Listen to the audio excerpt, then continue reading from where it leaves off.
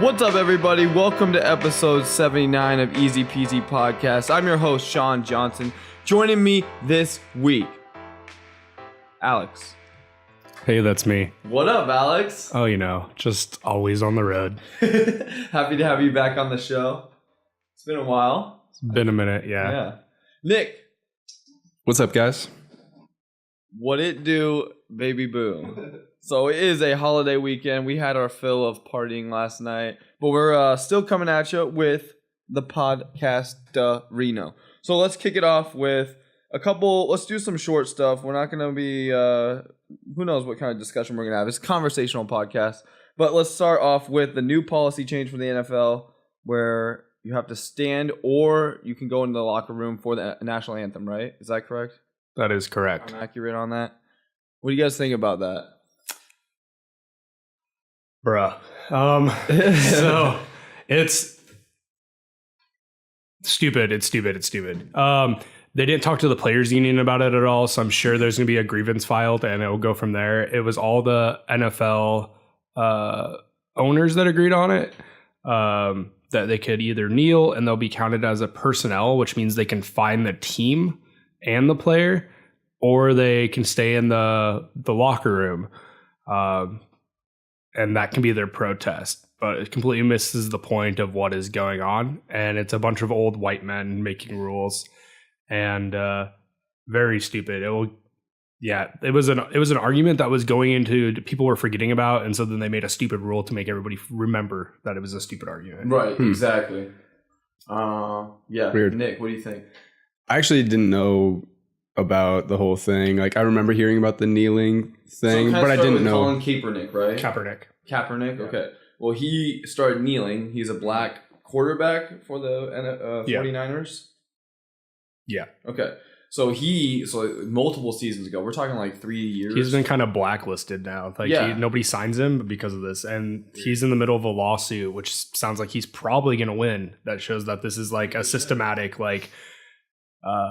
avoidance of him because of these protests. So he started kneeling during the games and stuff in protest for like black police on black violence or whatever. Yeah, right? Police violence and racism. Yeah, for sure. And then that sparked this whole situation where there's a bunch of players doing it. It got to a point where that was like almost weekly during the preseason. That was like the talk of the NFL. Like, they weren't even talking about the games very much. Obviously, ESPN does their job on talking about the games, but like, it's always been the discussion around the NFL has been about that kneeling during the national anthem. So it's kind of interesting that they're locking it down. It's kind of like they're really screwing up with this freedom of speech stuff. I mean, this country one of our biggest, like, the best things about our country is about we have freedom of speech, and we don't really have it when we're at a football game now as an NFL player. The argument from the NFL is that they're an employee while they're at the game, and they should have to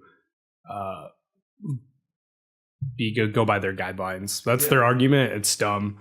I think the Jets owner said he'd pay any of the fines that his players would get. The NFL, it's still new. It's probably within the last 10 years is when they actually started doing the national anthem. It was post 9/11. So, I don't get what the big deal is. Like, this is something that hasn't always been done. And only one team agreed to close their concession stands during the national anthem, which is, if you're so worried about people disrespecting the national anthem, how about you don't let people get a big gulp and a hot dog? Yeah, no kidding. Good call. Damn. NBA owners have been interviewed lately throughout the week because of this news that came out, and they were just talking about how they think that their league, so the NBA, the National Basketball Association, is that right? They think that they're saying that their league would never do something like this, that they would respect freedom of speech, they would let people kneel if they wanted to kneel, etc. So, and I was going to ask you guys, so the biggest game in the US right now is NFL, right? Dollars and everything, but NBA is like creeping up right behind it. That's why I've heard recently, as far as like making money out for games and everything. LeBron James and Steph Curry, all those like big names in the NBA right now have really been driving those numbers. Does that make sense to you? No, I don't know where the standing is for that, but yeah, that makes sense. It's got to be right up there. The world. I mean, as far as U.S. soccer. Yeah. 100%. The world, the biggest sport in the entire world is soccer. And the highest paid players in the world are soccer players. Is it? Okay. That's nuts. They get ridiculous salaries. Okay, right on. That's so weird. So that's what I'm thinking. It's like just NBA has, or the NFL has so much to lose here. They're on top. They're easily like the most exciting game, in my opinion, like to watch people crashing into each other like 300-pound men. But at the same time, the CTE is just creeping up. That CTE stuff that's about to come out. I mean, it's already been creeping out, but it's the science is going to be showing that these players are getting really horrible brain injuries from just simple blocks, Alex. Yeah, the science behind CTE is out already. Like that's the NFL doesn't like to acknowledge it because it means the end of their sport. The NFL cannot continue. They try to make it safer, but the whole point of it is you're crashing to someone at like the equivalent of a 30-mile-an-hour car crash. Totally. Yeah, the longer they can ignore that that's an issue, the longer their game has. Yeah. Where like soccer, basketball, you can still get those injuries, but like eventually I think it's going to get to the point where there's people that aren't going to let their kids play football growing up because I mean, we had that kid in Indianola that was diagnosed with CTE after he killed himself. And he like it's the NFL's on a ticking clock and they're trying to stay relevant. The other thing is they're scared of Trump because Trump basically called the NFL out for letting their players kneel. He said like if they were my employees, I'd tell them to get off the field and I'd fire them or something like that. And so it's just a bunch of people caving in because they don't want to be at they don't want Trump yelling at them. Yeah, they don't want the firepower from our president, number 45. Yeah, good point, Alex.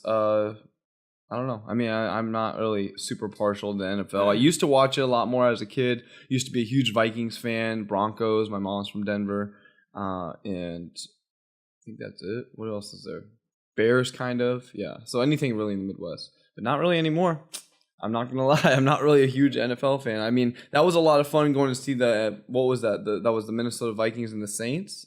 That was a lot of fun. But, I mean, at the same time. That looked insane. But yeah, it was cool. It was tight. I've never, that was a lot. There was a lot of energy in the building. So I'm all for freedom of speech for sure. I mean, it's super important, especially in this day and age. But, I mean, I guess if they're the ones that are setting the stage and they make the rules, like there's other ways that people can do this protest. And I think there's so many NFL players that do like a shit ton of charity work and like. Well, the biggest thing, the thing that I guess, so like giving their time and just everything. Kaepernick, when he originally did his protest, he just sat for it. And he got some comments and he'd got in contact with like a couple people that served and they were like, yeah, you can take a knee. That's actually more respectful than sitting. And so he's like, that's why he started taking a knee. And now, yeah, that's so weird.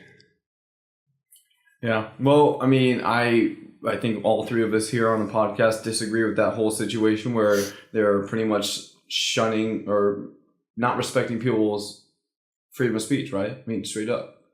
So, fuck it. I don't think it'll last. I mean, it probably won't be a thing. It would definitely last. The standing thing? Yeah. I don't think it will. What do you mean? I think there's going to be so much backlash and just like, because I don't think anyone really is for it besides the NFL, right? So I mean, everybody wants. No, there's people that are like, get rid of these people that kneel. Like there's a swath of people in the U.S. that are like that. Super patriotic. I'm curious on if the players union files grievances and where that goes. So I'll wait and see how that turns out and go from there. So that's like the next step is see if the players union files a grievance with the NFL because they're supposed to talk with the players union before they pass these rules. Yeah, totally. Moving on, let's talk about Morgan Freeman. It's deep in our hearts. I don't want to. I mean, I'm a huge fan of him, but I'm not gonna lie. He's not like one of those actors where I'm like, if it came out, he sexually assaulted women, I would be heartbroken. Like that was more so for like Kevin Spacey.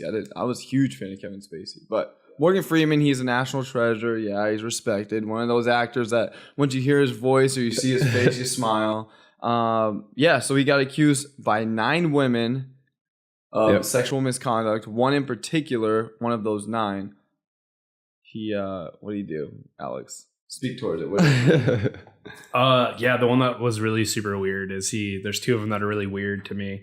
The first one is he like, whilst they were walking by, lifted her skirt and told her she looked ripe, which was it's a very odd choice of words. Super creepy. Yeah, he's 80 years old as of this year. This happened in 2015 where he did that. Yeah. To what is it, a production assistant? Yeah, production assistant. Okay. Yeah, and she's an unnamed person. She's did not get interviewed by, what was it? New York? Was it the New York Times that did this too? Man. CNN? No, it's CNN. Jesus. The other one was I think a woman was like 6 months pregnant, and he was like, "I'd like to be in you" or something like that. Yeah, that's nuts. I think that woman. I think Sean can clarify what the quote was. You girls and your ovarian cancer, didn't your mother tell you to keep your legs crossed and your dress down? And then it goes on to where he says some nastier stuff. She was 6 months pregnant when he made crass comments, including one comment on tape. "Boy, do I wish I was there," he told this woman as he looked her up and down. Wow. Boy, that's I insane. wish I was there. What? It's so weird. Dude, you're 80 years old. Yeah, your come-ons are weak. Dude, it kind of hurts for sure. Like, it's kind of weird because I actually rewatched a bunch of his movies, like just on accident recently. Like I rewatched Seven. Shawshank Redemption. Lydia and I just watched that a couple months ago. Did you? Again, I mean, I just keep like randomly seeing his movies. Like Bruce Almighty was like on TV or some shit. Like, I don't know, just like some weird stuff. To have this come out now, it's strange. I'm never gonna hear that voice now and not think about the word ripe. Gross. Yeah, I mean, it's terrible. just another one bites the dust. I mean, that's straight up what's going on. And the whole situation with the Me Too movement and Harvey Weinstein really bringing down the house with that. So yeah, let's speak towards that. I think Alex said that he already turned himself in, but earlier this week he was set to turn himself in for the sex crimes in New York, and when he did so, he was led to wherever he was being processed, and he was smiling with handcuffs on. It was gross. The whole like Hollywood like vibes got to be super weird right now. Everybody's got to be like walking on eggshells. There's probably so many people that have done a bunch of terrible shit that haven't been like called out yet, and everybody is just like the show. Edgar, who was in SF with us, he works and lives in LA, and he does like production assistant stuff, and he actually doesn't even have like a business. He has his own like business. Like he coordinates people working here on this set or this photo shoot. And it's not necessarily for like AAA movies like with Dwayne Rock Johnson, but it's still like commercials and all this stuff. It's cool. And he says that things are way out of whack out in LA. I bet. You can't, when we were talking to him in SF, he was just like, you really can't do anything. Like everyone's so afraid, and Daniel Turner actually spoke towards it too. Like everyone's so afraid to even just be in the room alone in the room with like a woman or whatever. Right. Like, which I mean, you should just not be a douchebag. It's not hard, but like, I feel like we don't have any of those issues in our like line of work, right? Like you work alone, right? Alex B. Word, you're solo, you walk and do your own thing. You set your own schedule almost. Yeah. I mean, I work by myself, and then I'm occasionally then I'm in people's houses. Yeah. Yeah. So, which I could see that would be kind of an interesting dynamic to be in someone's house. But and then you're on the phones essentially and training your team. Like I'm in the same way. Like I'm not on the phones, but I'm doing social media. Like I'm just not ever really dealing with like an interaction with a woman. But okay, so moving forward with that, Jeffrey Tambor. So if you guys don't remember the Transparent star where so on the Transparent show, do you know that show at all? It's on Amazon Prime. It features a family going through the father like transitioning. from being transparent. Like, yeah. So he's transitioning from a father to essentially a mother. And I love this show. I absolutely love this show. It was one of my favorite shows for a long time until like these allegations came out. I was in the middle of watching, I think, season 3, and I just stopped watching because these allegations came out that he was like sexual misconduct. I mean, it's the same shit as like all these shitty old white dudes. And I stopped watching the show and it was a total bummer. But anyway, this week Jason Bateman came out and he apologized to his co-star Jessica Walter for the comments that Jeffrey Tambor made. So it's like another dude just randomly apologizing. Well, it's from Arrested Development. Yeah, good call. And that's Jason Bateman's show. So they talked about not bringing him back for this 5th season, but they decided to bring him back. And that's what that stems from. He's apologizing because... Thanks for the clarification. He brought him back after these allegations had come out, and I guess stuff happened on the Arrested Development set. So that's what... weird. My understanding is that's what that's stemming from. Okay. Stuff has happened on the Arrested Development set and the Transparent set. Like, this guy is just clearly a piece of shit. And that sucks because I loved that show. Like, I was... Yeah, it's weird. You're always like, I don't know who's next. Like, hopefully no one... It's going to be like Tony Hawk. No, he's not a piece of shit. Man, I love Tony Hawk. Don't put that in your mouth, Sean. Yeah, don't put that. Don't put that bad mojo. Did you just see he did like his 50 tricks at 50 thing? 50 tricks at 50. What do you think about that? Oh yeah, I mean he's a legend. Chad Muska was always my favorite, I think, because he had like the highest stats for rails. Like, Tony Hawk's pro skater. Chad Muska was that skater too. He's the first one to like branch the pop culture like skating thing. Yeah, like, he started showing up in clubs with Paris Hilton, and people were like, "What?" Right? Yeah, that was really weird. Dude. Skateboarders were like legit celebrities and like hanging out with celebrities. Yeah, it's cool. Like early 90s, 2000s. You know, I don't know anymore, but we have almost 2 million or 2.5 million of the 3 million that we need for our skate park. The regional, national, dude. It will be nationally known, but regionally, it's going to be the biggest. I'm going to be old balls. Haven't skated for like 5 years. I'm going to go there and break my hip. You haven't skated in 5 years? No, it's been a year or two maybe though. Okay. B-word, what about you? You haven't skated recently? No. No. I'll show up with my walker and bust out a few walker tricks. And Walker tricks. Then I'll go home. That's hilarious. All right, let's cap off the Me Too movement and all that bullshit with Brockhampton. So that the news just came out, broke this morning actually. So Amir Vaughn, which I'm probably not pronouncing that correctly, but he's the person that's on the cover of all 3 of the Saturation albums or whatever. So he was kind of like the face of the group, you know. It came out recently that he had a bunch of like sexual misconduct allegations and like having sex with a minor and like some crazy stuff. And so they've kicked him out of the group and they've canceled all remaining tour dates. And there's like a crazy video.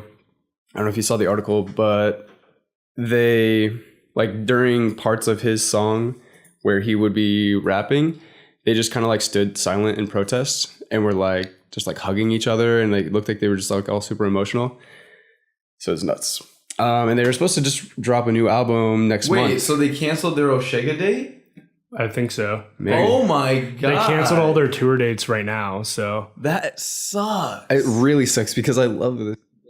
Well, we were about to see them in Canada when we went to Montreal to see for Oshega. But yeah, their next album I think was supposed to come out on the 5th of June. Yeah, just recently called Puppy, I think. Yeah, I think they're holding it back. No way. Dude, it really sucks because I love these guys. So that sucks. I mean, I think they handled it well by just kicking him out. And so this is the video, but they kicked him out here on stage? No, they'd kicked him out before, but they just instead of like doing his verse, they just stood silent during his verses. What? Yeah, it's pretty crazy. And they're just like hugging each other and like, it's really weird. Wow. That's intense. It was like pretty powerful, dude. It's crazy. Wow. Yeah, it's nuts. It really sucks. Cause I mean, they're definitely huge on my radar right now. I've been really digging them a lot lately, so I'm gonna be interested to see what they end up doing here. Like they probably have a whole recorded album with all of his stuff on it. So I don't know if they're gonna just ditch the album or like what they're gonna do. Well, they've been talking about delaying it. I don't think they've talked about ditching it though. I mean, yeah, I would hope they wouldn't just get rid of the whole thing, but that would be crazy. Crazy. So I mean, if they're gonna do a live show and not even include him, what are they gonna do with an album full of his stuff? You know? Wow, that's such a bummer. I was actually looking forward to seeing them. Bummer. Really sucks. Yeah. Let's leave the Me Too movement situation stuff, the bad like sexual misconduct bullshit behind. Let's talk about Drake. Drake with his diss track. Clap back. There's no better time than to pick on Kanye West than right now. Yeah, I know, right? He really is just making a lot of missteps. Both Kanye and Drake have albums coming out in the next 2 months. Oh, it's like almost like they were working. Like the conspiracy theorist in me is like, I know, right? Together to both get headlines. They're just making some crazy drama to get people put their name in their mouths. Yeah. Well, so Nick, can you speak towards what is going down? So just in general, I know that there's been some like simmering beef with Pusha T and Drake for a while. Pusha T is like one of Kanye's biggest. He's on Kanye's good music label, right? Yeah. And so Kanye's his producer and whatnot. So he's been setting out the vibes that Drake has like ghostwriter. Yeah. For like which years. Has been that's kind of been public knowledge, and Drake doesn't deny that he does. Really? Quentin. Yeah, his name's Quentin apparently. So we covered this on the podcast like a few years ago with Dan Brown back in the day. Episode like 1 through 20, we covered this. Yeah. Where I don't know if it was Pusha T, but somebody was accusing Drake of having that ghostwriter named Quentin. Right. So Pusha T just put out a new album, and one of the tracks, I didn't get the name of the track, but he has a Drake diss in it where he talks about this ghostwriter, which is crazy to me that he has like a studio recorded full-length album with a diss track on it. Is really weird because usually diss tracks are just something that people just drop. It's just a single thing, you know, like Drake did with his response. And like, what was the other one? Back to Back? Was that the Meek Mill one? That was the Meek Mill one. Yeah, so those are just kind of, one-offs, usually. Drake had everything to lose with that whole situation, in my opinion. Meek Mill is not a big name. He's not a big shot. Yeah. Like, what? Well, I don't really get it, right? Like, Drake is AAA. So the thing is usually, and I could be wrong, but I don't think Drake has ever actually called anyone out personally. It's usually when everybody, like, calling him out for whatever, and then he response. So Drake's dad is Mexican, but his mom's black. Is that how it goes? Because he says the N-word in his songs, and like I feel like vice. Day and age, I think his mom's white. Well, somebody in his family, his grandpa is Mexican or something. Okay, but he has some black in him somewhere. Yeah, well, obviously. Well, does he? I don't know. Yeah, he does. I mean, I don't know. So anyway, Drake. What's the name of the Duppy Freestyle? Duppy Freestyle. Yeah. That's his response track to Pusha T, where he basically just calls out everything that he was being called out for. Yeah, I listened to it once. I need to listen to it a couple more times. I listened to it. I like it a lot. I mean, it's just a freestyle. And it's one of those like, okay, this will be up on SoundCloud. It's not going to come out on Apple Music kind of thing. He did release a new song last night. So he does call out the issue of having the ghostwriter or whatever, and he like just is open about it. He's like, yes, I took him in.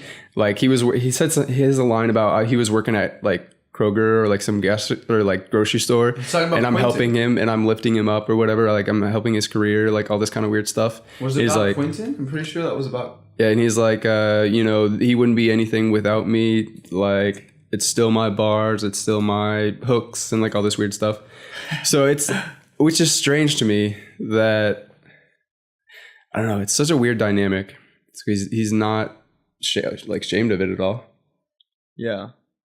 I'm trying to find the story now. But anyway, what did you find that song at all, Alex? It's called I'm Upset. Is it actually? It is actually called I'm Upset. Okay, well, tight. Okay. I gotta listen to that. I guess we know how Drake feels about all this drama. So here it is right here. He goes on to address the allegations with Quentin Miller, the ghostwriter. Please believe your demise will be televised. And as far as for Q, man, I changed his life a couple times. N-word was at Kroger working double time. Y'all acting like he made the boy when I was trying to help the guy. So yeah, that's where he calls out Quentin and talks about how he brought him up from when he was working at Kroger's, which is a grocery store in like the West Coast. Yeah, didn't they have Kroger's in Colorado? Colorado, Denver. Yeah. They have them in Denver. So, yeah, I mean, it's just one of those things where it's like, well, how's Kanye getting in the mix? I don't quite get that. Yeah, I didn't actually get the Kanye part of it, to be honest. Oh, Drake sent an invoice to Push's manager, Def Jam EVP Steven Victor, in the amount of $100,000, and it just literally says promotional assistance and career reviving. It's like this Revving, yeah, reason. God. Yeah, because one of the lines was something about how basically, Drake, because of all this like hype and this back and forth, is like elevating Pusha T's career or whatever, getting his name in the spotlight or whatever. And then Pusha T responded with like, send me an invoice or whatever, and then he posted this invoice on Twitter. Like one of those rappers where I don't really relate to him at all. There's like no point in time, except for I guess on some Kanye tracks. I can't think of another song though that he's on besides Kanye tracks.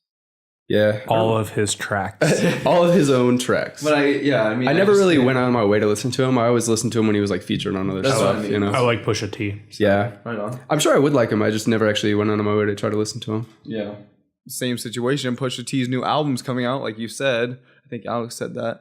And his album cover, he paid $85,000. Kanye West paid $85,000 for a photo of Whitney Houston's bathroom when she was totally like drug overload, going crazy on all the drugs up in here. That's Pusha's album cover. Yeah, that's right. Yeah. So his album's coming out. I think it's already out. Came out Friday. It's called Daytona.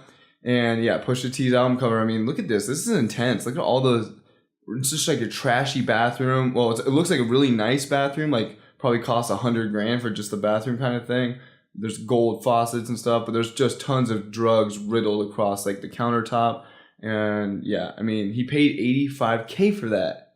That's just monstrous. And so Kanye West is getting major backlash from Whitney Houston's family, stating that he's, opening up those wounds again. He's kind of like using somebody's drug addiction for his own good, like pushing Pusha T's album like this. Yeah. What do you guys think about that? I don't know. I mean, it's kind of gross. Look, this is a better zoomed up photo. So right now, if you look on YouTube, listeners playing at home, we're going to have the album cover there for you to check out. Multi-layer things going on with whatever he does. He's never like transparent about anything, I feel like. It's like, this is always good. This is going to have some huge like double meaning, and this is going to be awesome, and this is going to be so powerful. And then it just like pisses everyone off. Yeah, essentially. It's so weird. And so this is the official cover? Yeah. Have you listened to this album at all? I have not, but I downloaded it to my phone. So because I was going to say, he always will do this thing where he'll have like, this is going to be my cover. This is going to be the name of my album. It'll change like 5 times before it actually. This is Pusha T's album. Yeah, I know. Yeah. But he's got a big hand in it, obviously. Pusha T's older than Kanye West, y'all. God. I mean, it's just crazy to me. He paid $85,000 for a freaking picture. She was found, so if you guys don't recall or know, Whitney Houston was found dead in her bathtub in the Beverly Hills Hilton Hotel in 2012. She ended up drowning. It was an accidental drowning because she was so high. She was in a bathtub, like heart disease and cocaine. Yeah. Oh, yeah. And Xannies and Benadryl. Benadryl. I like how they had to throw in Benadryl. Is that a thing with marijuana? Okay, so that can stay in your system for a long time. But Benadryl, Xanax, cocaine, like none of those will stay in your heart, like system for like more than a day or two. So she was just on one of those benders, those famous Whitney Houston benders. Well, crazy. I mean, I think that this all ties together with the Drake diss track, right? Like they're all just trying to get some press. It's just pretty cut and dry. I just want to know what the, I guess, meaning behind it was. Like, why would you go out of your way to get this? Does it have to do with like some sort of message, like against drug abuse, or like I don't know what? I need to listen to the album. I don't know if I actually even will download it, to be honest with you. We have so much music to listen to. We do. Speaking of our music that we're gonna listen to up in the air, V-Word's dying, y'all. V-Word is dying. I'm not Is it a little toasty in here? It's a little bit. It's not that bad. No, I'm all right. Okay. We're almost done. We only got a couple more topics to bring at you. Episode 79 of EZPZ Podcast.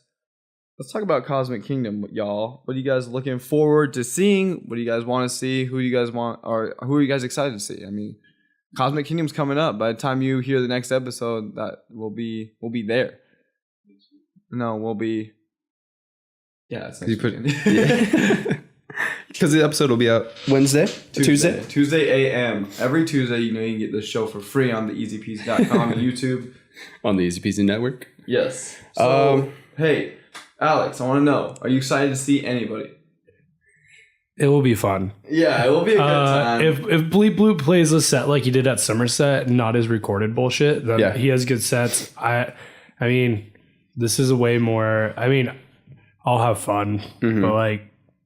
Yeah, this is definitely a very like niche style of EDM. Like it's a very like lower tier, or I don't want to say lower tier like as in quality, but lower tier artists. Like it's not like your huge names that you're going to see on like EDC lineups and stuff. So I mean, these are the very like underground type of stuff that it's a good lineup for what kind of festival they're trying to curate. Yeah, there's a big chunk of artists. Like even though it is that tier 4 artists, like it's I wouldn't even say it's lower tier. It's just a different spectrum that doesn't get the mainstream play because it's more. It's like really space based is what. Essentially yes, the spacey bass, the heady stuff. You're gonna see a totally different vibe of crowd, I think. June 1st and 2nd, Sleepy Hollow, Kosmic Kingdom. It's the second Cosmic. It's the first Kosmic Kingdom. Yeah. The Renaissance, Ren Fair kind of like vibes. Yep. But it's going to be the second iteration, right? So originally in 2016, it was Cosmos. It was Cosmos. Cosmos, yeah. Which was awesome. That was like end of August though, so it's kind of interesting. They moved it up about 10 weeks.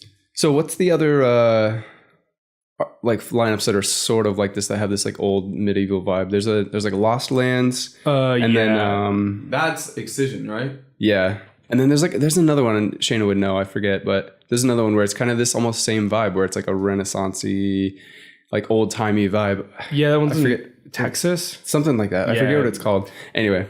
I'm curious to see how they actually get the ground set up. That's where I'm more curious on how they pull that off than how they pull the stages. I'm expecting major push for awesome vendors and like all that stuff because apparently at Cosmos 2 years ago, you and Shayna had a great time going to all the vendors. You guys were able to like barter essentially. Yeah, get some good deals. So the overall like attendance was fairly low. There was not that many people there. Maybe like 1,000, couple thousand over that huge area, you know. It was in St. Charles. So I'm excited to see how this is going to look because I've never actually been to the Renaissance Fair itself. So I was like looking at like a Google satellite view of it just to see what the grounds looked like. Middlelands in Texas. Middlelands, that's what I'm thinking of. Yeah, good call. So it's essentially the same vibe that they're going for, which is really cool. This is way slower scale. So the headliners are G Jones on Friday, which is June 1st. Saturday. He's the headliner. June 2nd. June 1st is Caspa. Yep. I'm excited to see both of them. Yeah, Caspa's cool because Caspa's down. Yeah, he really does. Caspa's a UK artist, so I feel like he's going to throw in a lot of like UK rap and stuff. So it'll be cool. He does that a lot in his sets. Yeah, but I'm super excited for. I've seen G Jones a few times. He's always puts on a really good show. E-Prom puts on a good show. We just saw him at Woolies a while back. You guys went and saw him at E-Prom, huh? I could not get into E-Prom. He's got like that weird, like he's crunchy heavy mechanical sound. I just can't get behind. Yeah, so they have all of these like all of the more like top tier, I guess, in this lineup artists. A lot of them collab with each other. Okay. Everybody has songs with each other. G Jones, Bleep Bloop, Bleep Bloop. So like kind of like what Alex was saying towards Bleep Bloop. While you guys pull up the lineup and kind of like pull out your favorites and pick your favorites that you want to talk about. Bleep Bloop. I am staunch hater on Bleep Bloop until I saw that Somerset set. Yeah. Somerset set was like at just before sundown, like sunset. It was so good. Like I just remember everybody really feeling the vibes. Yeah.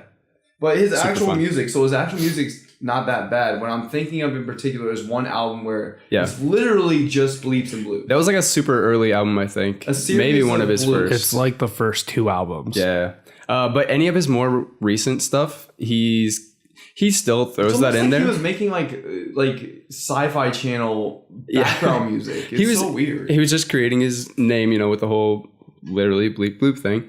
But now that he's like, his style is progressing a lot. I love a lot of his new tracks, actually, like a lot. So I'm really excited to see what he has in store. It'll be a really good time. Yeah, so he's one of the higher up headliners. He'll probably play after it's dark. Second tier. Yep. Yeah, for sure. So my standouts, I listened to the Nick Gandy Cosmic Kingdom playlist, which is available on Apple Music if you just follow Nick Gandy. I listened to it and didn't love a lot of what I heard, but I definitely liked Jade Cicada. Yeah. Dude, is that he or she or what? I think it's a guy, and he'll actually be at Forest as well. Yeah, that's what Which I'm is saying. really cool. Sweet. I loved his music. Marvel Years. I'm looking forward to Marvel Years is going to be awesome because he's more of a So it's another just almost dude, huh? Yeah, but he's almost like a Big G or like He's got some brass. Yeah, which is really cool. It's not like the super heavy bass, so it'll be a nice like change That of pace. lifted song is really, really tight. Proco, I heard a couple good songs from Proco on this playlist. Proco's G. super Jones, heavy. Of course, is on there. Really? Proco's heavy? He's really heavy, yeah. Okay. Like Proco's one of those where it's like almost a little bit too heavy. It's like holy shit, heavy. It's like an Excision type situation. Yeah. No, heavier than that even. And okay, so G. Jones, of course, and then Symbionic Symbionic's really cool. Tight. Symbionic has this really cool song with an artist that'll be at Forest. The female one I was telling you about. It's gonna kill me that I can't remember this right now. She was the French artist. Closey. Yes, exactly. Ooh, yeah, he has a really so cool amazing. song with Closey. That'd be cool if we could have gotten Closey here. She would have been perfect.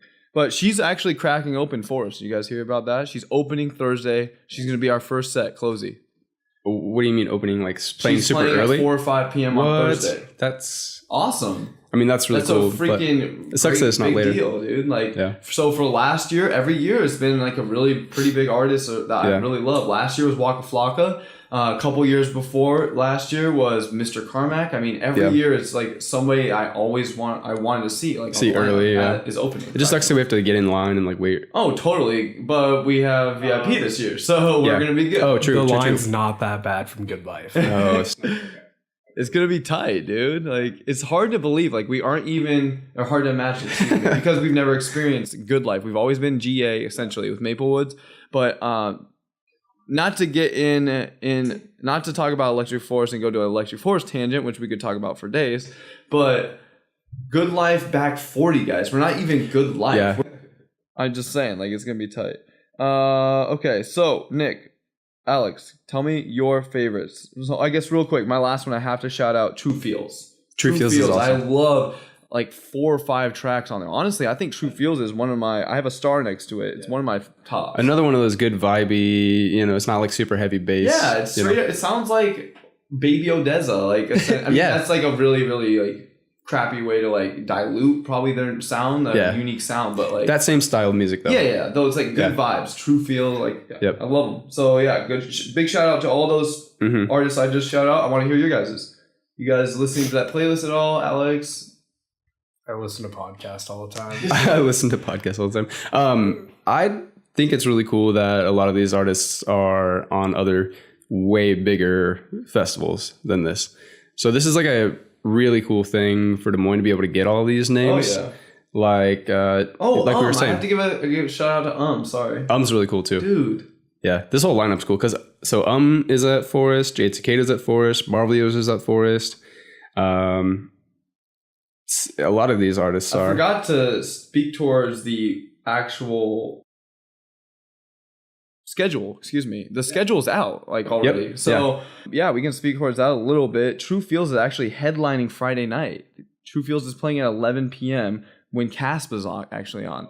So I will probably go see Truefield. I want to split. Yeah, I would have to split my time. There's a couple of conflicts for me for sure. I'm interested to see how this lineup. I mean, these stages are. There's 3 stages. I mean, this is supposed to be a smaller festival. Everybody listening at home. I mean, you can. It's not. It doesn't take like a genius to look at the lineup to kind of like understand that it's a smaller festival. But we got 3 stages. We got the Tower stage, Lunar Castle stage, and the Cosmic Castle stage. Cosmic Castle being like the headlining stage.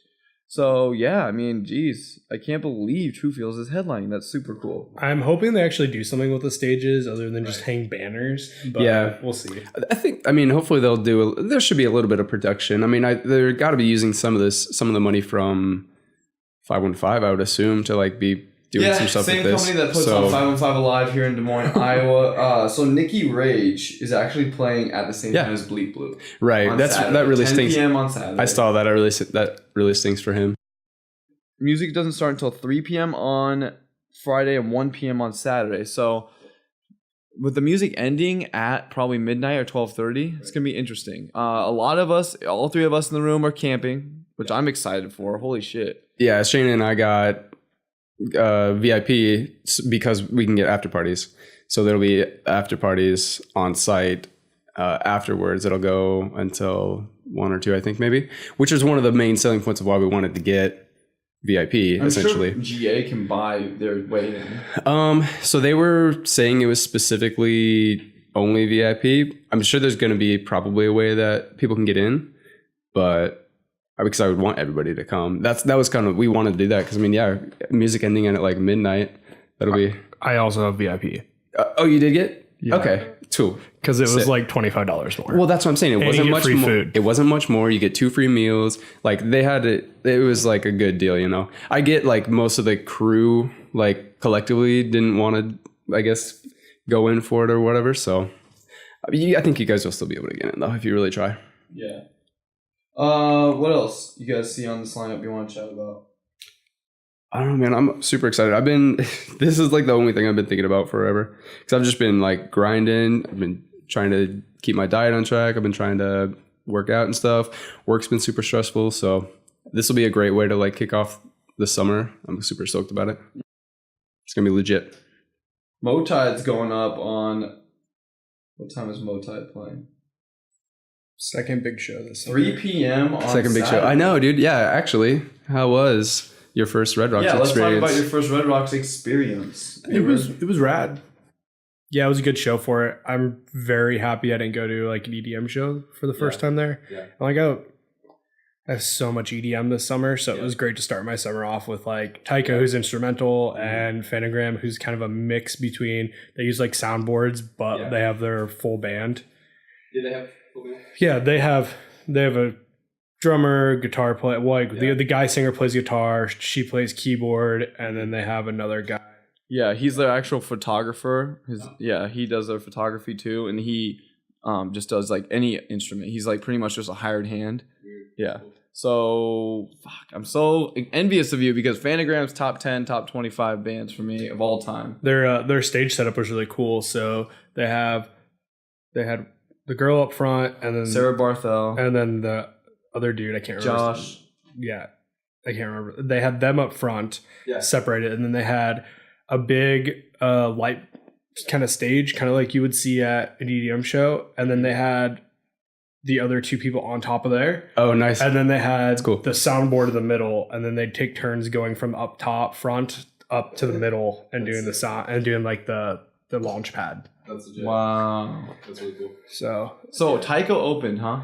Poolside opened. Poolside opened, then Tycho. Opened. Poolside, Tycho, Phantogram. Did Phantogram come on when it was already dark? Yeah, okay. Tycho was finishing as it got dark, and then it took about 30 minutes to do the stage switch, which it got really cold for like the 30 minutes. Oh yeah, that's what you're saying. Because there was like a storm brewing over by Denver, and then it was blowing air in, and everybody left to go do stuff so that all your body heat left. Yeah. And it was a sold out show. So they have 70 some rows that have 100 and some people in each row. Yeah. So it's like a 10,000 cap venue, I think. Yeah. So, but it got really cold, and I was wearing shorts, and I was like, And then everybody came back and Phantogram started, and once the body heat was there, the wind wasn't so bad, and that was nice. Yeah, that's so. I don't think I'll the P van. Oh, Pooh Bus 2018. Pooh Bus. Pooh Bus. Yeah, so we took the bus from Illegal Pete's, so we didn't have to drive. Okay. And we got on this. It was like Is it the same bus that we ended up taking? I don't know. You guys took a school bus. Okay. This is different. So this is CID Productions does it. So Okay. the people that book shows and stuff. Okay. And it's essentially like a Greyhound bus almost, where it has like a bathroom and a bunch of rows and a couple TVs in it. Weird. And we got on and Becca, Peter, and I walked to the back and we're like, oh, what does that smell? And it was like, it smelled like pee. It smelled like someone like spilled the septic tank in the inside. Ew. And so we walked out as close to the front as we could get, and it was just 45 minutes in that smell. Wow. And then after the show, we came back down. We went to get on the bus, and there was no room for the three of us to sit near each other. So it was it'd be one in front, one in the middle, one in the back. And it still smelled after sitting there with the doors open for 3 hours, 4 hours. And we're like, okay. So then the guy was like, hey, everybody, we got another bus. If you don't have a seat. So Becca was just like, let's go. Yeah, so we got on the bus, and as we're getting on the bus, they're giving us water and Kind bars, and we're like, cool. And we got on the bus, and we sat down, and it did not smell, and it was a much newer bus. It was funny. Every time someone came on it, they were like, they'd smell like, we're on the wrong bus, and we're going to the right place. We're like, no, this one just doesn't smell. And, Wow, that's hilarious. Over and over again, people that came with us, because more people took it home than they came. And they're like, this one doesn't smell. We're like, you're on the right bus. This is just a different one. This is not a P bus. But it was funny. Every time people came on, it'd be quiet. So it'd be like, this is the wrong bus. And everybody would start laughing. And then we'd have to explain to the person that That's it was hilarious. just a different bus. I want to That's go awesome. to Red Rocks again. Yeah, I don't think I'll ever be to a more beautiful venue. Oh God, no. There's nothing. I mean, there's the Gorge in Northwest. Yeah, it's Okay. in Washington State. Washington. Yeah. That'd be dope. That's, There's that, and then there's not much else as far as natural amphitheaters. Yeah. I want to... Circus Survive just played with AFI at Red Rocks. Just What? Yeah, it was either late last year or earlier this year. It was late last year. Late last year, and dude, that would have been a show to That would be crazy. There's Just like Alex B. was just saying, my first time was Odessa. Your first time was Bay Sector, correct? Yep. Nick. And his first time was Phantogram and Tycho, which is not EDM at all. So yeah, I would like to go to a non-EDM show there. Mm-hmm. Every time It'd be I would play. It'd be a crazy vibe. Circus Survive there would be so fun. That would be sweet. Everybody singing along, 10,000 people on a mountain singing. Right?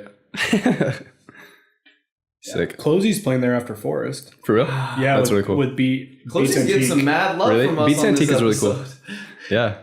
Closey is really... I'm really excited for Closey. Tribal EDM, is that what she calls it? Yeah. Kind of, yeah. She has a very unique sound. I love it. We'll be recording an episode at Kosmic Kingdom. Do you have anything you want to talk about then, B-Word, on that the last comments on the show? How was Tycho's set? Was their stage presence anything comparable to San Francisco? Yeah, so it was different visuals. They had visuals specific for Red Rocks, which was cool. They had their normal Tycho, kind of like the... Like a GoPro and an airplane, No, hovering over the earth. Yeah, but they had their Tycho backgrounds where it's just the colors that meld together. But then it was when we saw them in San Fran, it was a ski. One of their main thing was a skier, and you could barely see the skier. Oh yeah. And this time it was the mountains and area around Colorado. So they changed their production to fit the venue they were in, awesome. which was really cool. And yeah, Tycho always has fantastic production. Mm-hmm. And even at Forest, an outdoor venue, both times I've seen them at Forest, I saw them in 2014 and then just last year, 2017. Yeah, like you were saying, the production is just almost insane. Who else can do better? It's a different production than Bay Sector. Or not even that, not because they're on a whole different wavelength. you compare it. I guess you could compare it to Grizz or Odessa because they do their live band stuff. True, but it's a different feel because theirs is a lot more it feels more intimate because of how their music is versus for sure. You see Odessa's drumline or Grizz's live band and it just seems like there's just so much going on where it's just you almost forget there's people playing and you fall into their visuals. Yeah, no, exactly. Yeah, I feel like that. Yeah, they do play such a huge part. So it's really cool when something like that, where it's all about, I guess the music more and the visuals are a little more simplified. And they do a really good job of like having colors that connect emotionally to different parts in their songs. Yeah, that's cool. Yeah. So we're going to be coming at you. Kosmic Kingdom is going to be episode 80. We're going to talk about what we probably on Saturday afternoon, I'm assuming, we'll record. Because, we're not going to be able to record on Sunday. We're going to be tired from the festival and not wanting to hang out with friends. Not tired of each other. We're just going to all be heat stroked out. Yeah, dude. Yeah, it's supposed to be really warm. It's supposed to be like almost hundreds. Yeah. So, well, we're going to have to tough it out. I'm going to be bringing the mobile podcast, so we'll get a good episode in. Discussing the vendors, how we feel about the beer lines and prices, because we all know like the 515 Alive team's working on it, but they have some slack to pick up with the alcohol distribution. And then, of course, the stage setup, the Ren Fair vibes. How's that going to be? So you have a lot to look forward to on episode 80 coming at you, recorded at Kosmic Kingdom. But yeah, this has been episode 79. Thank you, Alex, for joining. Thank you, Nick, for joining. Even though we went out and celebrated our friendships last night, celebrated a little our late, friendships. We still came at you with episode 79. So you can find the EZPZ on YouTube, Facebook, SoundCloud. Every Tuesday we put out a new episode every Tuesday morning. This one you're listening to right now. Check out our other episodes, our past episodes, where we talk about other cool shit. We have an Electric Forest 2016 episode, I believe, and that is still one of our highest viewed episodes. So yeah, check it out. It's just Nick and I recording a podcast. I think it was actually Electric Forest 2015. Yeah. Was it? So. Yeah, it was the first year EZPZ came to be. So yeah, it was 2015. That's one of our higher reviewed ones. It was literally recorded on site. We're going to do something similar this year, I'm hoping. So check out our other stuff. B-Word, where can they find you? Alex B-Word on Instagram. Tight. Or Alex Bush on Facebook. Tight. Okay, cool. What about you, Nick? Yes, sir. Just bazooka_Nick on Instagram. Cool. Yep. Nick Gandy Art on Facebook. Yeah, that's dead. How? What do you mean? I just never post on it, so. Yeah, but Instagram's way more accessible and easier. It's better for I don't like the Facebook thing they got going on. Algorithm, 2 people are gonna see my post. It's weird. I only use Facebook for the EZPZ because it gives us an extra 60, 70 views for each episode. Which is awesome. It's actually so if it's insane. if it works like that, then hell yeah. SoundCloud gets us 10. Yeah. So yeah. Hold on, while we're talking about Facebook. Yesterday, I got a notification on my phone. It was like, "Hey, we've used facial recognition and recognized you in these posts," and they were my brother. So, and so they're like, That's "Yeah, hilarious. are these you?" And so I just opted out of everything yesterday. So listeners playing at home, hilarious. Alex B-Word has a twin brother. So that is what he's referring to, and that's actually kind of It's super funny. creepy. That's awesome. Yeah, it's creepy. Yeah. So we're gonna crack open. I'm gonna have a Bloody Mary or something because it's a holiday weekend. We got a great episode here, episode 79. Thank you so much. I'm Sean S. Johnson, and we out. Yes, sir.